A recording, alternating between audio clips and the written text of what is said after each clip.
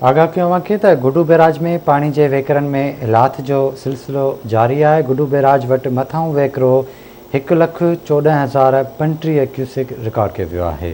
Update कंदा हलूं। गुडू barrage वटि हेठां वहकिरो 80,981 क्यूसेक रिकॉर्ड किया वियो आहे। पाणी में लाथ सबबि मुख़्तलिफ़ शाख़ुनि ऐं बाहुनि खे पाणी न मिली सघियो आहे।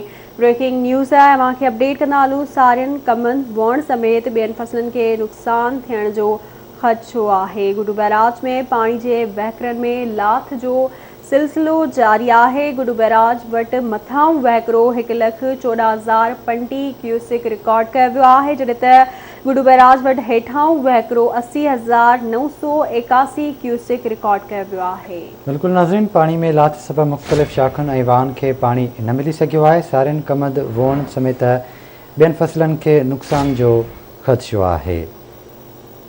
तफ़सील मालूम कंदासीं गुडू मां ज़ुबैर अहमद कलवड़ खां। ज़ुबैर अहमद, आगाह कजो, छा तफ़सील आहिनि?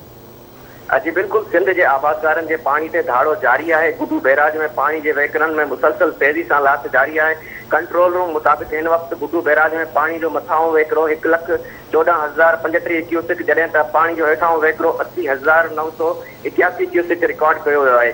48 कलाकनि अंदर 10,000 क्यूसेक पानी लाथ रिकॉर्ड किया हुआ है। पानी के मुसलसल लाथ सबब आबादगार परेशान थी विया आहिनि। पानी के कोट सबब आबादगारनि ऐं हारियुनि खे करोड़े रुपयनि जो नुक़सान थियण जो ख़दशो आहे। अव्हांखे ॿुधाईंदो हलां त पानी के कोट सबब सारी कमंद पुटी समेत ॿियनि फसलनि में नुक़सान थियण जो ख़दशो आहे।